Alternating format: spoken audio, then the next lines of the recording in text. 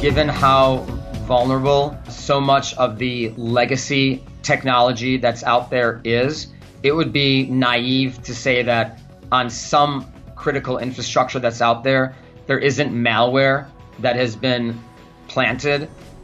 Hey, welcome to Komando on Demand, where we talk to the industry movers and shakers and keep you up to date on everything digital. I'm Kim Komando. Today we're going to tell you exactly everything that you need to do to set up your financial accounts in order to prevent being hacked. So we're going to tell you exactly how the hackers are going to hack you and then tell you what you need to do in order to prevent that from happening. I'm Mike James. Also, you know, malware is everywhere. We've got an expert for you on how to avoid malware and keep you or your business safe. Coming up on Komando on Demand.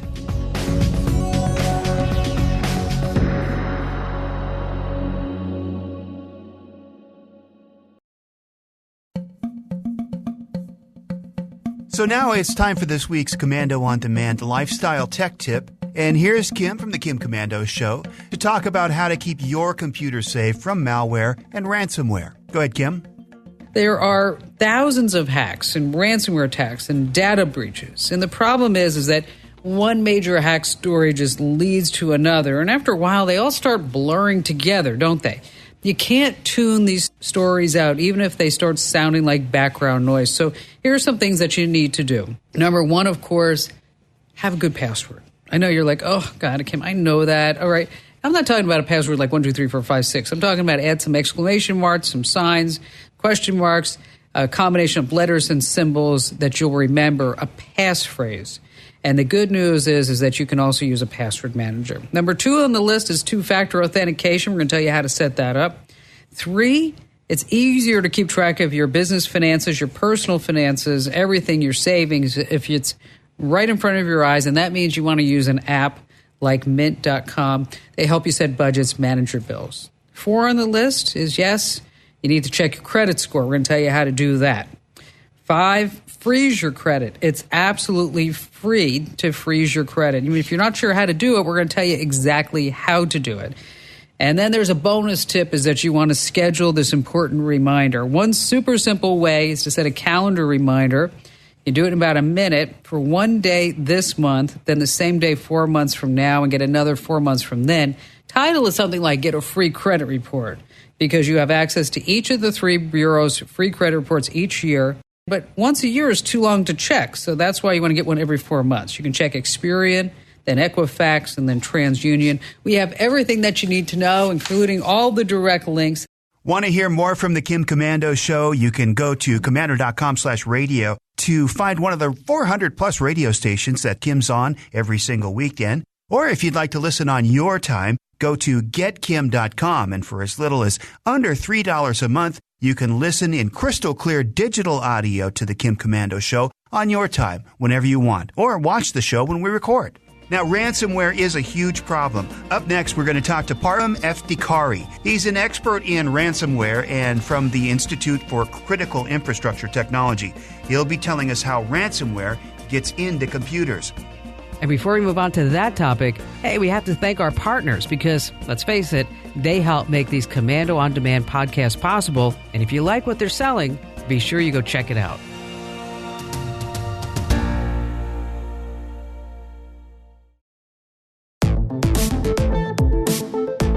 A while back, the town of Greenville, North Carolina, reported that much of its system was shut down after an unspecified attack locked down many of its machines. Last month, Norwegian metal and power specialist Norsk Hydro was attacked, causing that company to shut down much of its industrial operations. What caused the attacks? Ransomware. According to the U.S. government Cybersecurity and Infrastructure Security Agency, ransomware is a type of malware designed to deny access to a computer system or data until a ransom is paid.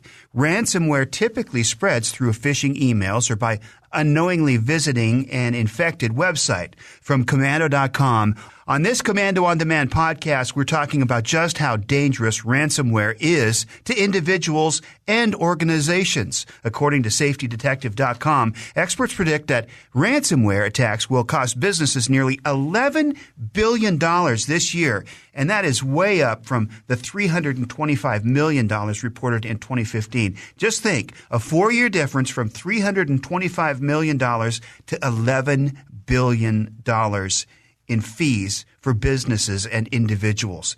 We're going to talk to Param Eftikari. He's an executive director of the Institute for Critical Infrastructure Technology, the nation's leading cybersecurity think tank.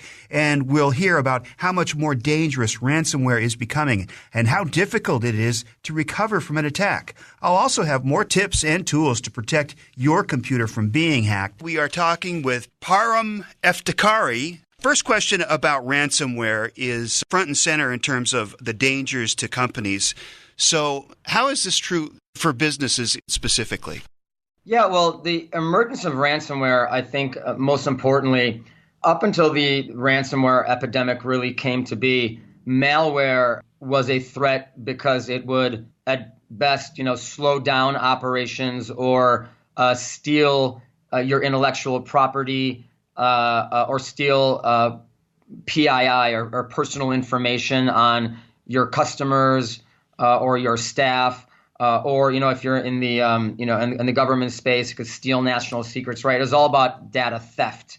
With ransomware, when people, if they're not familiar with what ransomware is, think of it as a hostage situation. Anyone familiar with the movies or in TV shows, right? What happens when the bad guys take someone hostage? They'll come into your home or come into a bank and they'll take a gun and say, I'm going to take this person hostage.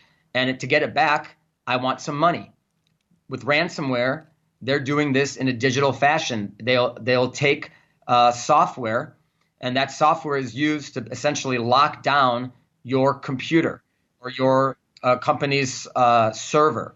And the bad guys, whether it's a nation, typically a cyber criminal, right? These organizations that do this to make money. And they say the only way that we will unlock your computer and unlock all of your files and all this data that you have is if you give us money, if you pay the ransom. And so obviously you can imagine if you're an organization that is in the business of doing whatever it is you're doing, it's no longer about losing $1 million or $2 million or even $500 million through the loss of intellectual property. It is now my entire operation is shut down until I pay the ransom or until I can reboot my operation, restart my servers and everything, which as you can kind of do the math and figure out the problems there. How do these companies get this ransomware? I mean, how does it get in through the door? So the vast majority of malware, regardless of what type of malware is, and malware just means the virus, right, that gets on your computer. I think a lot of folks still think about malware as being those annoying pop-ups that come on your computer, right, when you're trying to work. Well, that's true. But malware these days has obviously evolved. It could mean, stealing data, and it could be ransomware. The vast majority of it actually comes from what's called phishing. Phishing is just basically when adversaries or the bad guys are sending emails out to either consumers, right? Anyone who has a Gmail or Yahoo or whatever account, or people within a company, and it has links in the email. And when you're not paying attention or conscious of who's sending you the email, and it's from a stranger or somebody you don't trust, and you click on the link, you could unknowingly download malware. And so, for example, when you get an email that looks like it's coming from Aunt Becky or your grandma, or it looked like it's coming from Facebook, but if you look at the URL, and instead of the URL reading Facebook, it's actually, the book is spelled with 2 zeros instead of 2 letter O's. Wow. Right? And you click on that, and it may take you to a page that looks like, generally speaking, looks like a Facebook page, and you look at a video of a dog, and you click like, and you think you kind of move on. But actually what you've done by clicking that link is also you download malware. Sometimes that malware that you download is ransomware. Now, there's other more sophisticated ways to deliver malware. You can put it on a USB drive, and if you get a USB drive and you plug it in your computer, you can deliver it that way. There are other more sophisticated adversaries like nation states use, but a lot of times it's as simple as just clicking on the wrong link. Is ransomware getting more complicated and stronger and harder to catch and harder to, I guess, eliminate? I think it's getting harder to catch and stronger in the sense that there's just more and more attacks out there. The cost in 2018, according to a report I recently read, was $8 billion. And I think there was another stat I read that there will be a quadrupling of attacks in the next 4 years. So I would say yes. The answer is that the malware will become stronger. There will be the volume will go up. And so I think this is something that's not going to go away. And we're also going to be seeing ransomware targeting different sectors that we haven't seen before. How does a ransomware attack on a company affect consumers? There's a lot of different ways that ransomware can impact the consumers. Essentially, we talked about one kind of sad scenario earlier, in the healthcare environment. But I think there's a number of ways, right? First of all, if you're a consumer that has data that's being stored in an organization, what if that organization isn't backing up their data? They get ransomed and they have no choice but to basically reboot their servers. You may lose some, if not, all of the data that you've been relying on your cloud provider to store for you. If you're a business consumer and you're relying on a manufacturer of whatever widget it is that's, this company's producing for you as part of your supply chain, and they're shut down for a day or a couple days or a week, if they're not giving you the materials that you need because their process is shut down, then essentially you're shut down until they can get back up and running.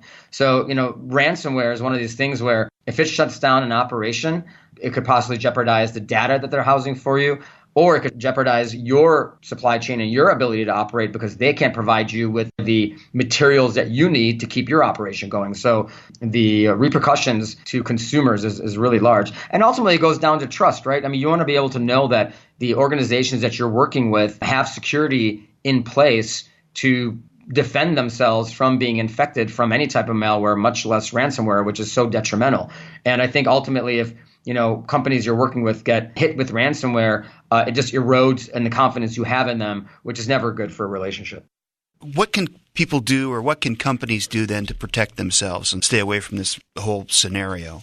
I think there's a number of things. First of all, I just mentioned, organizations need to be doing a good job of backing up their data. So you never want to pay a ransom, right? That's not what anyone advises to do. Mm-hmm. So if you do get if you do get hit with ransomware, you want to be able to basically reboot, if you will. And it's a lot easier to do that if you only lose a few hours of data or half a day's worth of data. It's still a big cost to the organization, but it's better than losing, a week or a month or all of it, right? If you're a small company, you need layered defenses, right? So you need to have good cyber hygiene training. You need to be patching and then kind of do the basics and then go on from there.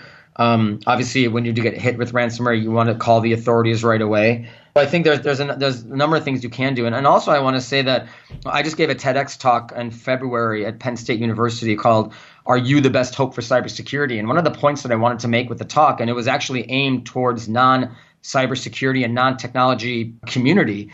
And the whole point of the talk was the big reason that we're getting hacked all the time is that all the tech we have, whether it's IT or OT or whether it's hardware or software, it's been built with poor security, right? With poor software code and with all the security technology that we have out there, it's not being used to the best of our ability. We know what to do. We're just not doing it because it costs too much money. And technology manufacturers. It's inconvenient too, right? It's inconvenient. Exactly. Yeah. And consumers, everyone listening here, even if you're not a business owner, even if you're not in the government, if you're not in cybersecurity, you all have a role to play. You have more power than you realize. When you're making decisions, when you're buying cars, when you're buying for your company, when you're at Best Buy, if you start asking questions about cybersecurity, when you're at the doctor's office and they're testing you for anything, and when they're typing into the computer, if you start asking about cybersecurity and saying, how secure is my data? The professional world needs to understand that everyday consumers care about cybersecurity. And once they do that and they realize that you're spending your money based on cybersecurity and that you bought product A over product B because you felt product B was more secure, all of a sudden cybersecurity goes from being an expense to being a product differentiator and an advantage to them. And now all of a sudden they'll spend money to make their products more secure. And that's another way that these vulnerabilities that are out there will start to diminish, and it'll be harder for adversaries to get in because there'll be basically less doors to walk through. So that's another thing we have to focus on. That is definitely some good stuff. Up next, we've got much more from Param Eftikari. Plus, we'll get into more tips on how you can avoid ransomware and stop ransomware from getting into your computer or your business's computer. Right now, we'd like to take a moment and recognize our partners who help make this Komando On Demand podcast possible.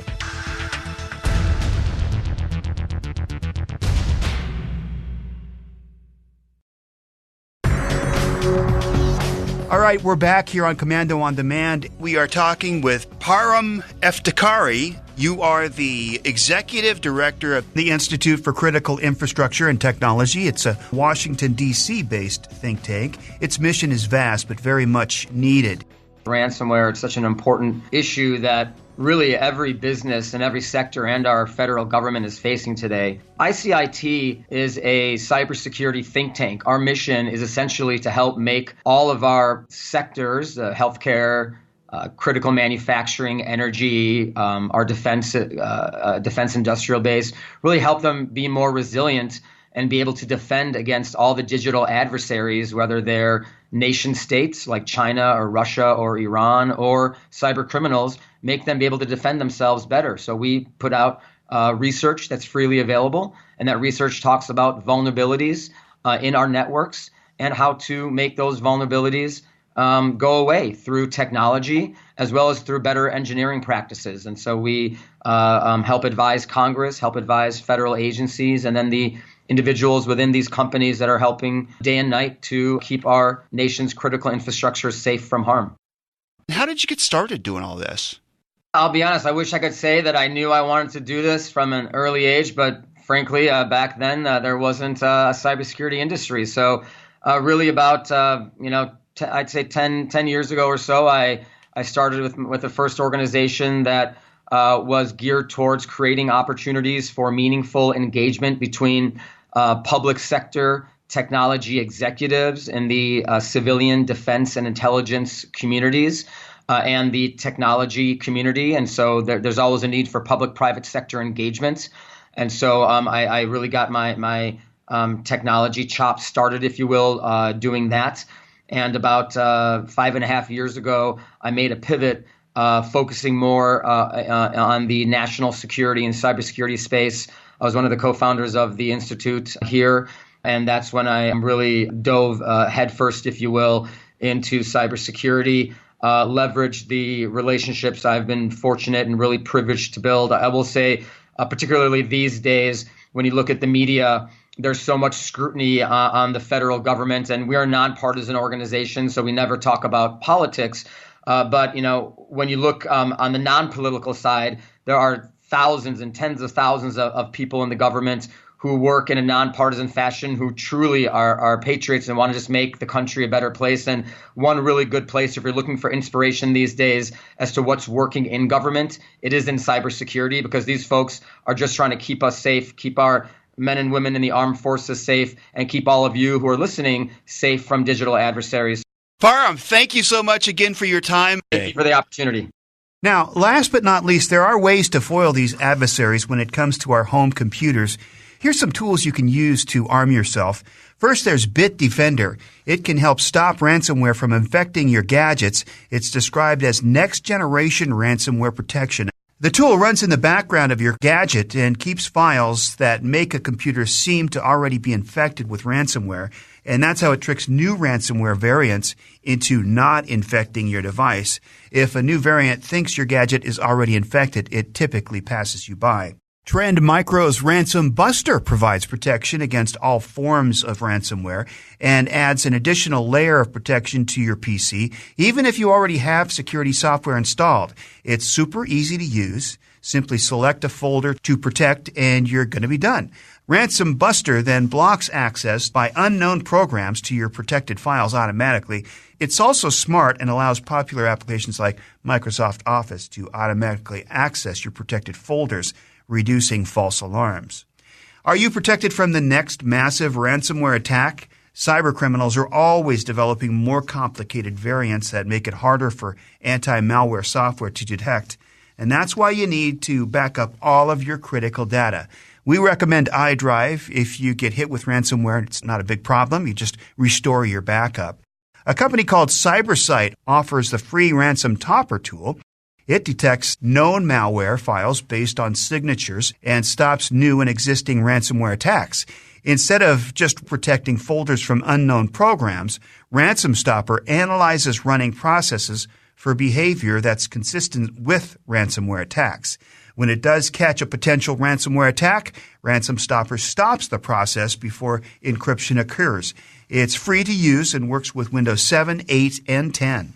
Cybereason's Ransom Free protects against 99% of ransomware strains, including Bad Rabbit, NotPetya, and WannaCry. It provides protection from ransomware for computers running Windows.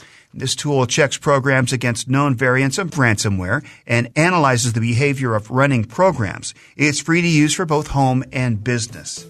And I'd like to thank our Komando On Demand guest, Param Eftekhari, Executive Director of the Institute for Critical Infrastructure Technology, for the great information that he gave us. Thank you so much for listening to this Komando On Demand podcast. Stay up to date with everything digital with Kim's Club for just a couple of bucks a month. Watch the show recorded live, download and listen or watch on your schedule, and get unlimited access to Komando.com. Go to getkim.com. That's getkim.com.